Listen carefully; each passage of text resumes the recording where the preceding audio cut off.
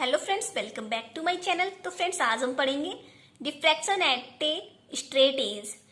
Last lecture में हमने पढ़ा था similarity and difference between convex lens and zone plate.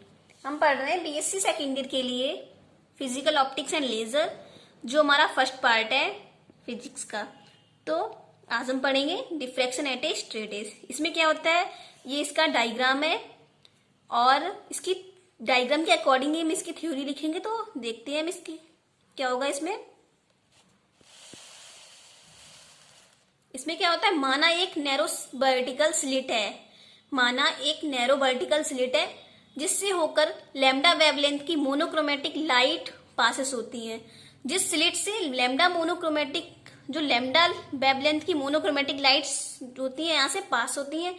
S से निकलने वाली लाइट के मार्ग में स्लिट के पैरेलल एक ओपेक्यू ऑब्स्ट्रेशन की स्ट्रेट एज एवी स्थित है।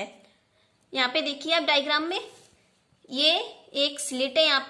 यहाँ से लैम्डा वेवलेंथ की मोनोक्रोमेटिक लाइट सोर्स से जो लैम्डा वेवलेंथ की रेज निकल रही है, और जो स्लिट के बीच में क्या है, एक ये कॉन्वेक्स लेंस है। ओपेक्यू ऑब्स्ट्रेशन की स्ट्रेट एज एवी स्थित है। इसका मीन्स क्या है, कोई हिंड्रेंस जैसे नुकीली कोई रुकावट रखी हुई है, जो रे निकल रही है उसकी पाथ में, उसके जो यहाँ से वो पाथ जा रही है उसके मार्ग में एक रुकावट रखी हुई है, जैसे कि आप डायग्राम में देख सकते हैं। ये जो ए बी है, ये एक रुकावट है, ये स्ट्रेट बोला है, मतलब सीधी रुकावट रखी हुई है। नेक्स्ट देखते हैं, स्थित है। एक्स वाई स्क्रीन है और एक एक्स वाई स्क्रीन है जो एड्स के पैरेलल व्यवस्थित है। जो रुकावट रखी हुई है वो उसके, जो स्क्रीन है वो उसके पैरेलल व्यवस्थित है, तथा जिस पर स्ट्रेट एज के कारण डिफ्रैक्शन पैटर्न प्राप्त होता है, और उस स्क्रीन पर स्ट्रेट एज के कारण डिफ्रैक्शन प्राप्त होता है। तो आप इसमें देखिए, यहाँ पे ये एक्स वाई स्क्रीन है और इस पे स्ट्रेट एज, ये इसके कारण क्या प्राप्त होता है, इस पे डिफ्रैक्शन पैटर्न प्राप्त होता है। इसको जो स्क्रीन है एक्स वाई, इसको दो पार्ट में डिवाइड किया गया है। यहाँ पे क्या होता है, ज्योमेट्रिकल शैडो एम से क्यू तक, और ऊपर पी एम क्या है, इल्यूमिनेटेड रीजन। तो इसको क्या माना गया है, एक्स मान लिया है। यहाँ को इसको एक्स मान लिया है, और यहाँ पे एस से ए तक, इस स्लिट से हिंड्रेंस तक की दूरी कितनी मानी है, ए मानी है, और ए से एम तक की दूरी कितनी मानी है, पी मानी है। तो ये हो गया इसका डायग्राम, और इसमें और है वो देखते हैं। यदि स्ट्रेट एज से डिफ्रैक्शन नहीं होता है तो स्क्रीन पर पॉइंट एम के नीचे कंप्लीट डार्कनेस तथा पॉइंट एम के ऊपर यूनिफॉर्म इल्यूमिनेशन प्राप्त होता है। यदि जो स्ट्रेट एज है यहाँ पर, इससे अगर हमें डिफ्रैक्शन पैटर्न प्राप्त नहीं होता है, तो ज्योमेट्रिकल शैडो में कंप्लीटली डार्कनेस, और ऊपर क्या मिलेगा, हमें यूनिफॉर्म इल्यूमिनेशन प्राप्त होता है। परंतु डिफ्रैक्शन के कारण पॉइंट एम के ऊपर तथा इसके निकट कुछ अनइक्वली स्पेस्ड ब्राइट तथा डार्क बॉन्ड प्राप्त होते हैं। क्या कह रहा है कि डिफ्रैक्शन के कारण पॉइंट एम के ऊपर, जो पॉइंट एम है इसके ऊपर तथा इसके निकट कुछ अनइक्वली स्पेस्ड ब्राइट तथा डार्क बॉन्ड प्राप्त होते हैं, जबकि ज्योमेट्रिकल शैडो के नीचे, ज्योमेट्रिकल शैडो या उसके क्षेत्र में अर्थात एम के नीचे इंटेंसिटी तेजी से घटती है, और जो ज्योमेट्रिकल शैडो है उस क्षेत्र में इंटेंसिटी क्या होती है, तेजी से घटती है। तो इसकी तो हो गई ये थ्योरी। अब हम इसका देखेंगे मैथमेटिकल थ्योरी। तो इसमें देखिए, पॉइंट पी पर इंटेंसिटी एओ से गुजरने वाली हाफ पीरियड स्ट्रिप की संख्या पर निर्भर करती है, तथा यदि एओ से पास होने वाली हाफ पीरियड स्ट्रिप्स की संख्या ऑड हो तो पॉइंट पी पर इंटेंसिटी मैक्सिमम प्राप्त होगी। यदि एओ से पास होने वाले हाफ पीरियड स्ट्रिप की संख्या इवन हो तो पॉइंट पी पर इंटेंसिटी मिनिमम प्राप्त होगी।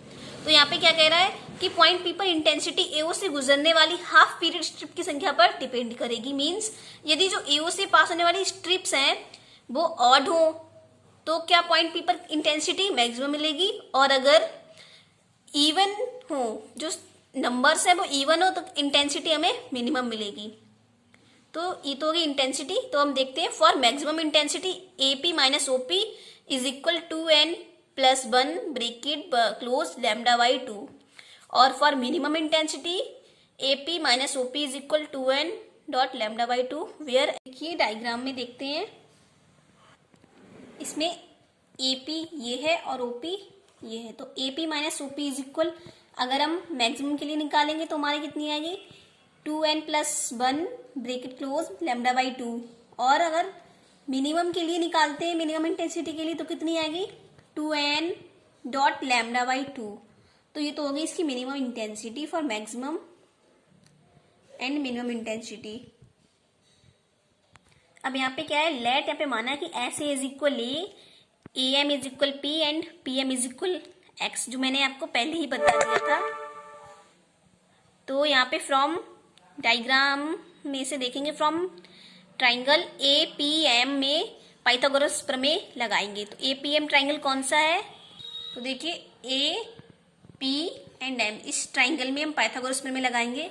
क्या होगी, AP² is equal AM² plus PM²। तो यहाँ पे AP² is equal AM² plus PM²। यहाँ पे हम सबकी वैल्यू पुट करेंगे, हमारे पास ये वैल्यू नहीं है, यही फाइंड करनी है। तो ये वैल्यू हमारी कितनी आ जाएगी, यहाँ से सबसे पहले यहाँ से हमने वैल्यू रखी, उसके बाद यहाँ से क्या किया, P² कॉमन किया, तो यहाँ पे P² नीचे आ गया, एंड AP² का जब स्क्वायर भेजेंगे तो इसकी आ जाएगी √½ पावर आ जाएगी इसके ऊपर। एंड चूंकि यहाँ पे x जो है क्या है, वो छोटा है p के अकॉर्डिंग, तो हम क्या करेंगे, यहाँ पे इसमें क्या करेंगे, बायनॉमियल थ्योरम लगाएंगे। यहाँ पे क्या हुआ है, बायनॉमियल थ्योरम लगाने से क्या आएगा, यहाँ पे p bracket 1 plus x² upon 2p² bracket close. तो बायनॉमियल थ्योरम के बाद यहाँ पे ये इतना आ जाएगा AP इज इक्वल, तो ये AP इज इक्वल आ गया। अब इसी टाइप से हम निकालेंगे फ्रॉम ट्राइंगल SPM में। किसके लिए निकालेंगे, फ्रॉम SPM। ये हम क्यों निकाल रहे हैं, जब हम SPM निकाल लेंगे उसके बाद हम किसको घटाएंगे, APM को घटाएंगे, जिससे हमें ये डिस्टेंस मिल जाएगा। तो निकालते हैं, तो क्या होगा, SP² इज इक्वल SM का होल स्क्वायर प्लस PM का होल स्क्वायर। अब हम यहाँ पे वैल्यूज पुट करेंगे एंड, तो देखिए यहाँ पे SP² इज इक्वल, यहाँ पे रखी है SM की वैल्यू, SM क्या है, A प्लस P का whole square plus x², and इसमें से A प्लस P का होल स्क्वायर को कॉमन करेंगे तो ये इसके अपॉन में पहुंच जाएगा। इसके बाद क्या होगा कि SP के जो स्क्वायर है वो यहाँ पे पहुंच जाएगा, तो ये 1/2 पावर में कन्वर्ट हो जाएगी। चूंकि यहाँ पे x जो है बहुत छोटा है A प्लस P के अकॉर्डिंग, तो यहाँ पे क्या करेंगे, हम बायनॉमियल थ्योरम लगाएंगे। उसके बाद हमें ये मिलेगा SP is equal 1 plus x² upon 2A plus P का होल स्क्वायर। नेक्स्ट क्या करेंगे, यहाँ पे A प्लस P के अंदर मल्टीप्लाई कराएंगे तो यहाँ पे एक पावर कट जाएगी, तो कितना आएगा, SP is equal A plus P plus x² upon 2A plus P। तो ये आ गया SP। नेक्स्ट हम निकालेंगे OP इज इक्वल क्या था हमारा, SP माइनस SO। देखिए यहां से अगर आपको OP निकालना तो आप क्या करेंगे, SP में से SO को आप जब घटा देंगे तो आपको OP मिल जाएगा। यहां से SP में से जब आप OS को घटा देंगे तो आपको OP मिल जाएगा। तो यहाँ पे देखिए जब हम ये आ गया OP इज इक्वल, तो SP इज इक्वल हमारी ये वैल्यू आई थी, ये वैल्यू पुट करेंगे, SO इज इक्वल क्या है, A है, तो इस यहाँ से A से A कैंसिल हो जाएगा, क्या बचेगा, P plus x² upon 2A plus B। Now क्या निकालना है हमें, OP मिल गया, तो हमें क्या निकालना है, AP माइनस OP। तो AP की वैल्यू कितनी आई थी, P plus x² upon 2P, और OP की वैल्यू कितनी आई है, ये तो इसमें से माइनस की मल्टीप्लाई होगी अंदर, तो माइनस का P आ जाएगा, and minus x² upon 2A plus P।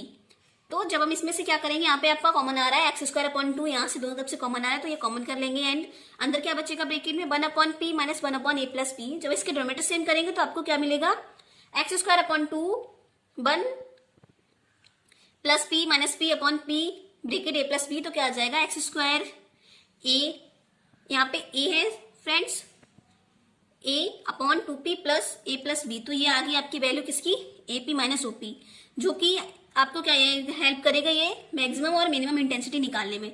तो हम निकालेंगे for maximum intensity. Maximum intensity बराबर क्या था हमारा, AP is equal minus AP minus OP is equal 2n+1 bracket close λ/2। तो यहाँ पे हम वैल्यू पुट करेंगे, देखिए यहाँ पे ये वैल्यू रख दी है हमने AP माइनस OP की, एंड यहाँ से हम क्या निकालेंगे, एक्स स्क्वायर निकालेंगे। तो क्या होगा, ये सब कुछ इसके इनटू में और ये अपॉन में आ जाएगा। एंड जब अब हम क्या निकालेंगे फॉर XN के लिए, तो XN के लिए क्या होगा, सबसे पहले तो एक्स स्क्वायर यहाँ पे पहुंच जाएगा, तो ये रूट आ जाएगा यहाँ पे हमने दो अलग अलग रूट में लिख लिया है, इस पूरे को एक रूट में और इसको 2n+1 को एक रूट में। तो क्या होगा, XN इज इक्वल, हम इसको लिख सकते हैं ऐसा, और XN proportional to root 2n+1 लिख सकते हैं, वेयर ये जो क्या है हमारा, अगर हम प्रोपोर्शनल का साइन हटाएंगे तो k आ जाएगा कांस्टेंट, और k इज इक्वल क्या है, ये root lambda p bracket a+p/a, तो k इज इक्वल क्या है, ये। तो आप इसको समझ गए होंगे। The distance of successive maxima from point M will be, जो डिस्टेंस होगी सक्सेसिव मैक्सिमा की पॉइंट P से, वो क्या होगी, ये होगी √1 के कॉमा √3 के डॉट डॉट डॉट, ऐसी रूट चलती रहेगी, एंड इनकी वैल्यू ये होंगी। The separation between two consecutive maxima point M will be, तो इतनी होगी। चूंकि सक्सेसिव मैक्सिमा के लिए सेपरेशन कम होता है, अतः मैक्सिमा अनइक्वल स्पेस्ड में होंगे, अतः पॉइंट M से दूर जाने पर क्लोज्ड होते जाएंगे। पॉइंट M से दूर जाएंगे तो क्या होंगे, क्लोज होते जाएंगे। अब हम इसी तरह से निकालेंगे फॉर मैक्सिमम इंटेंसिटी के लिए।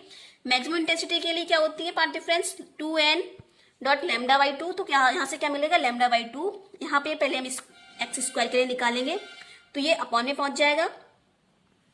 तो मैक्सिमम मिनिमम इंटेंसिटी के लिए क्या होगा कि एक्स स्क्वायर इज इक्वल इतना आएगा और अपॉन में a आ जाएगा। तो यहाँ पे हम क्या करेंगे, √n को केवल अलग लिख लेंगे जब यहाँ से स्क्वायर जाएगा, और जितना भी बचेगा हमारा उसको यहाँ पे अलग लिख लेंगे। जैसे कि यहाँ पे लिखा है 2λp ब्रैकेट a+b/a को एक रूट में लिख लिया है,